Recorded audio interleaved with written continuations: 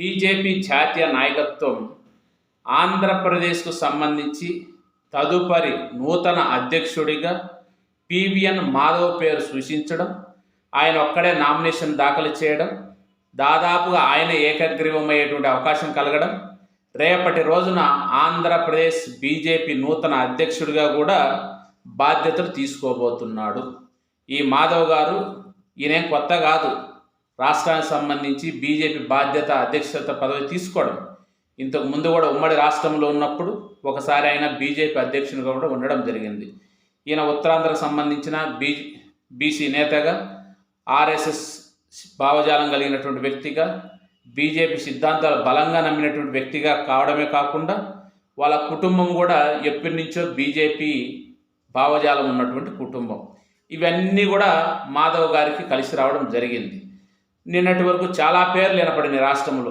పురంధేశ్వరి గారిని మళ్ళీ కొనసాగిస్తారని, ఆ విధమైన ఒత్తిడి చంద్రబాబు నాయుడు గారు తీసుకురాబోతున్నారని ఒక వర్గం మీడియాలో, ఇంకొక వైపున సుజనా చౌదరి గారిని నియమించే అవకాశం ఉందని, ఇంకా కొన్ని రోజుల క్రితం సీఎం రమేష్ను ఆలోచించినారని, విష్ణువర్ధన్ రెడ్డిని ఆలోచించినారని, ఇలా రకరకాల పేర్లు వినపడినప్పటికీ ఫైనల్గా అయితే బీజేపీ అసలు సిసలైనటువంటి బీజేపీ భావజాలం కలిగినటువంటి మాధవ్ గారికి ఆ బాధ్యతలు అప్పగించేందుకు రంగం సిద్ధం చేసింది.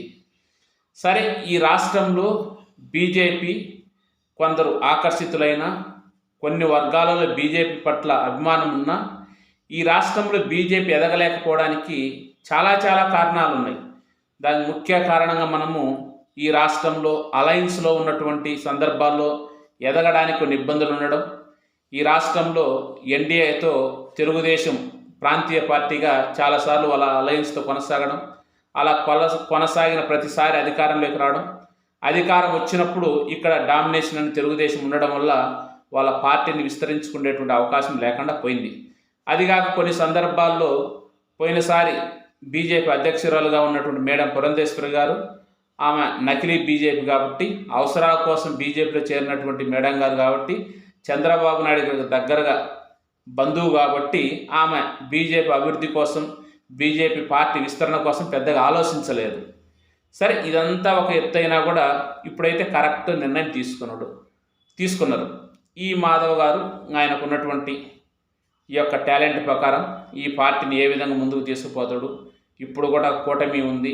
ఈ కూటమిలో బీజేపీ, జనసేన వీళ్ళిద్దరూ కూడా వీళ్ళు పార్టీ నిర్మాణానికి ఏ విధంగా సహకరించడం అంటే వేరే పార్టీ ఇంకో పార్టీని డెవలప్ చేసుకుని ఎవరు సహకరించరు. కానీ ఉన్న సమస్యను అధిగమించి వాళ్ళకంటూ వాళ్ళ సిద్ధాంతానికి, వాళ్ళ పార్టీ నిర్మాణానికి అంకితమైనటువంటి వ్యక్తులను గుర్తించడం, వాళ్ళందరినీ ముందుకు తీసుకుపోయే విధంగా, కలుపుకొని పోయే విధంగా ఆయన ముందు ఉన్నటువంటి ఛాలెంజెస్. సరే, ఇప్పుడున్నటువంటి ఈ బీజేపీలో కూడా రాష్ట్రంలో 2 వర్గాలుగా ఉన్నాయి. అసలు సిస్సలైనటువంటి బీజేపీ వాళ్ళు అవసరాల కోసం, పదవుల కోసం, వ్యాపారాల కోసం, వేరే పార్టీలకు కొమ్ము గాయడం కోసం, వేరే పార్టీలకు లోపాయికారి ఒప్పందంతో ఉన్నటువంటి కొందరు ఒక వర్గంగా ఉండరు. అది ఎవరైందో అందరికీ తెలుసు. దాని మూలంగానే మొన్న 2024లో బీజేపీ ఓవరాల్గా మనం చూడడానికి 8 సీట్లు గెలిచినా కూడా ఆ 8 మందిలో కూడా అసలు సిస్సలైన బీజేపీ వాళ్ళు 9. మిగతా 9 కూడా నకిలీ వాళ్ళే. అది అందరికీ తెలిసిందే. విజయవాడ వెస్ట్ నుంచి గెలిచినట్టు సుజనా చౌదరి గారు, ఆయన ఏం బీజేపీ సిద్ధాంతమైన నచ్చదు, ఆర్ఎస్ఎస్ భావజాలం ఉన్నటువంటి వ్యక్తి కాదు. ఆయనకున్న వ్యాపారాల దృష్ట్యా తెలుగుదేశంతో చంద్రబాబు నాయుడు గారికి బీజేపీకి మధ్య సయోధ్య చేకూర్చడానికి, ఆ రెండింటి మధ్య బంధం తెగిపోడి ఉండడానికి మధ్యలో ఒక వారధిగా ఉన్నటువంటి వ్యక్తి. అదేవిధంగా ఇక్కడ జమ్మలమడుగు నుంచి గెలిచిన ఆదినారాయణ రెడ్డి కూడా ఆయనేం బీజేపీ భావజాలం ఉన్న వ్యక్తి కాదు. ఆ రోజు వైఎస్ఆర్ కాంగ్రెస్ పార్టీ రాష్ట్రంలో అధికారంలో ఉంటే జగన్మోహన్ రెడ్డి నుంచి తప్పించుకోవడానికి పోయి ఢిల్లీలో కూర్చొని ఏదో మనసును ఇష్టం ఉన్నా లేకపోయినా బీజేపీలో చేరడం, ఆ రోజు కేంద్రంలో బీజేపీ ఉంది కాబట్టి ఆ విధంగా ఆయనకు హాని కలగకుండా రాష్ట్ర ప్రభుత్వం నుంచి ఎంతో కొంత సేఫ్ సైడ్ కావచ్చు అనే ఉద్దేశంతో చేరినారు. అదేవిధంగా మన తూర్పుగోదావరి జిల్లా తీసుకుంటే ఆనపర్తి నుంచి గెలిచినటువంటి నలిమెల్లి రామకృష్ణారెడ్డి ఆయన ఎలక్షన్కు నామినేషన్కు ఒక రోజు ముందు వరకు కూడా తెలుగుదేశం వ్యక్తి. ఆ రోజు నైట్ చంద్రబాబు నాయుడు గారు ఎవరికి పంపించి ఆయన బీజేపీ ఎమ్మెల్యే అయినారు. ఈ విధంగా గెలిచిన 8 మందిలో దాదాపు 9 నకిలీ బీజేపీ వాళ్ళే.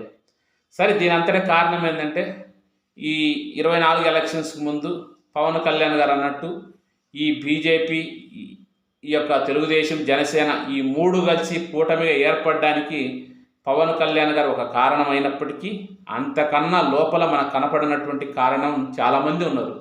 సుజనా చౌదరి రూపంలో, సీఎం రమేష్ రూపంలో, మేడం పురంధేశ్వరి గారి రూపంలో, వీళ్ళందరూ కూడా లోపల చాలా ప్రెజర్ తెచ్చిన బీజేపీ మీద. సరే పవన్ కళ్యాణ్ అంటే ఆయన మాట ఏదంటాం చూడు, కడుపులో దాచుకోలేకుండా అప్పుడప్పుడు ప్రెస్టేజ్ కోసం కొన్ని ఎలగప్పుతూ ఉంటాడు.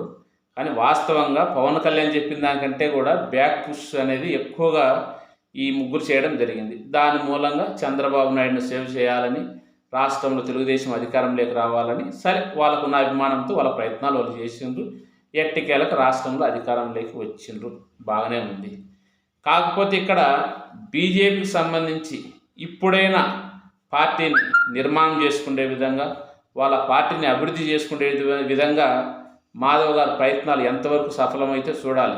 ఎందుకంటే రాష్ట్రంలో ఎన్డీఏ కూటమి ఉన్నప్పటికీ ముఖ్యంగా తెలుగుదేశం యొక్క ప్రాబల్యం ఎక్కువ ఉంది కాబట్టి, అదిగాక తెలుగుదేశానికి సంబంధించిన వ్యక్తుల్లో ఉన్న 8 మంది ఎమ్మెల్యేలు 4 వాళ్ళే కాబట్టి వాళ్ళ నియోజకవర్గాలు ఏ విధంగా పార్టీని ముందుకు తీసుకుపోతారు.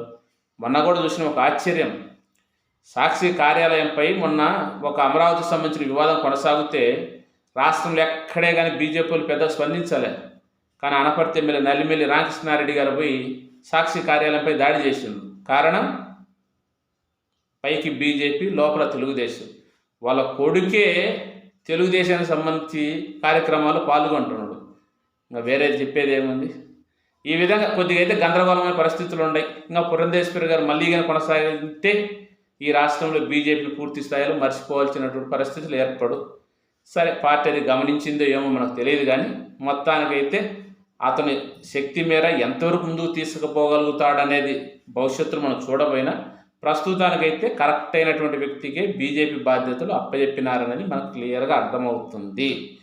చూద్దాం ఇంకే విధంగా వీళ్ళు వచ్చే ఎన్నికల నాటికి వీళ్ళ పరిస్థితి ఎలా ఉంటుంది, ఇలానే ఉంటుందా లేదా వేరే రకమైన ఆలోచనలు చేస్తారా, రకరకాల మీడియాలు వినపడుతున్నాయి కదా. కాలమే సమాధానం చెప్పుద్ది. చూద్దాం.